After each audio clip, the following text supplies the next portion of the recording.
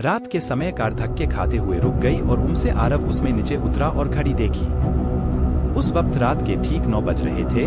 फिर उसने कार का बोनेट खोला और उसे ठीक करने की कोशिश करने लगा, लेकिन गाड़ी स्टार्ट नहीं हो रही थी। आरव ने मोबाइल से मदद मंगवानी चाही, पर उसमें नेटवर्क का नमो निशान नहीं था। फिर उसने गाड़ी की पिछली सीट पर सोई हुई अपनी पत्नी मिताली को आवाज दी, मिताली, अरे ओ मिताली, उठो जल्दी से, हमें आज की रात किसी गेस्ट हाउस या होटल में बितानी होगी, क्योंकि गाड़ी खराब हो गई है और अब मैकेनिक के बिना ठीक नहीं होगी। हमेशा की तरह मिताली नींद में ही बड़बड़ाते हुई उठी। आरव, तुमसे एक काम ढंग से नहीं होता। कब से बोल रही हूँ, ये तुम्हारी पुरानी खटारा बेचकर कम से कम एक सेकेंड हैंड कार ले लो। जवाब में आरव बोला, खरीद लेंगे माता रानी, अब अपना बैग उठाओ और चलो कहीं रात गुजारने का जुगाड़ करते हैं। फिर दोनों जंगल की कच्ची सड़क छोड़ के मेन हाईवे पर आ गए। उसी वक्त उन्हें जंगल में दूर कहीं से भेड़ियों के रोने की आवाजें आने लगी। वो भेड़ियों आवाजें उस काली रात को और भी डरावना बना रही थी। दोनों लगभग आधा घंटा चलते रहे, पर उन्हें ना कोई लिफ्ट मिली और ना कोई होटल। मिताली बोली, आरव, तुम्हारे बेवकूफ दोस्त मिंटू ने ये कौन से वीराने में फार्म हाउस खरीद रखा है। इस बात पर आरव कुछ कहता उससे पहले ही आसमान में जबरदस्त बिजली कड़की। उस आवाज से डरी हुई मिताली आरव के सीने से लिपट गई। उस वक्त आरव के चेहरे पर एक मुस्कान चमक गई थी। तेज बारिश के आसार नजर आने लगे थे। तभी चलते चलते बिजली की चमचमाती तेज रोशनी में उन्हें एक पुरानी हवेली दिखाई दी। वह दोनों तेजी से दौड़ते दौड़ते उस हवेली के नजदीक पहुंचे। हवेली गेट पर उन्हें कोई वॉचमैन नजर नहीं आया, इसलिए वह दोनों गेट खोलकर हवेली के मुख्य दरवाजे के पास पहुंचे। दरवाजे पर डोर बेल के नाम पर एक पुरानी रस्सी किसी सांप की तरह लटक रही थी। उस रस्सी को आरव ने 2-3 बार खींचा, लेकिन अंदर से किसी भी घंटी की आवाज नहीं आई। फिर मिताली ने दरवाजे पर खटखटाने के लिए अपना हाथ आगे बढ़ा ही रही थी। उससे पहले ही अंदर से एक भारी आवाज आई, अंदर आ जाओ, दरवाजा खुला है। उन्हें दोनों को यह बात अजीब लगी, क्योंकि अंदर से किसी भी घंटी की आवाज नहीं आई थी और नहीं उन दोनों ने कोई आवाज की थी।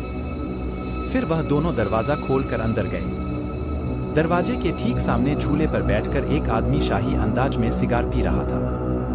उन्हें देखते ही आरव बोला, सर, हम यहाँ से कुछ ही किलोमीटर दूर हमारे दोस्त का फार्म हाउस देखने जा रहे थे, पर बीच रास्ते में हमारी कार खराब हो गई और मदद बुलाने के लिए मोबाइल में नेटवर्क भी नहीं है। बेस्ट हॉरर स्टोरीज इन, क्या हम आपके फोन से एक कॉल कर सकते हैं। झूले पर बैठे उस आदमी के चेहरे पर कोई भाव नहीं था।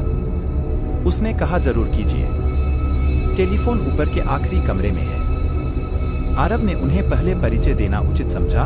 उसने कहा, मेरा नाम आरव है और ये है मेरी पत्नी मिताली। जवाब में वह आदमी बोला, मेरा नाम दादा ठाकुर है, मैं इस हवेली का मालिक हूँ। आरव और मिताली हवेली की शान देखते ही रहे थे कि उनकी नजर दादा ठाकुर के पीछे वाली दीवार की सबसे बड़ी फोटो फ्रेम पर पड़ी। उन्हें यह बात थोड़ी अजीब लगी।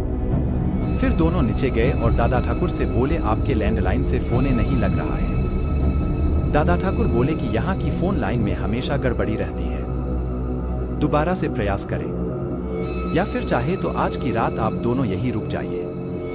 मिताली और आरव कमरे में जाकर फिर कॉल लगाने की कोशिश करने लगे, पर सब बेकार। आखिर में दोनों ने रात को वहीं रुकने का निर्णय लिया।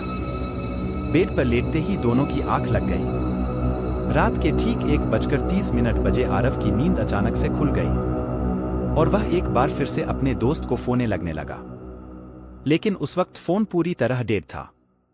हाथ से फोन नीचे रखते हुए आरव की नजर दीवार पर गई और सामने का नजारा देखकर उसके चेहरे पर से हवाइयां उड़ गई, क्योंकि कुछ घंटों पहले देखी हुई खाली फ्रेम में अब उन दोनों की तस्वीर थी और उसके नीचे लिखी थी उनके मौत की तारीख।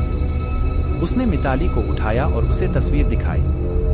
वह बोली, यहाँ कुछ तो गड़बड़ है आरव, हमें अभी के अभी यहाँ से बाहर निकलना होगा। फिर दोनों ने वहां से सरपट दौड़ लगाई। सीढ़ियों से वह दोनों तेजी से नीचे उतरने लगे, पर उतरते वक्त सीढ़ियों पर उन्हें 4 पैरों की जगह 6 पैरों आवाज आ रही थी। अब वह दोनों काफी डर चुके थे। कुछ भी करके उन्हें बस दरवाजा खोल के बाहर भागना था। पर दरवाजे के पास पहुंचने के बाद जब दोनों ने उसे खोलने की कोशिश की, पर उनकी कोशिश नाकाम रही, क्योंकि दरवाजा किसी ने बाहर से बंद कर दिया था और अब वह दोनों उस भुतहा हवेली में कैद हो चुके थे। आरव और मिताली दरवाजा पिट रहे थे, मदद के लिए चिल्ला रहे थे।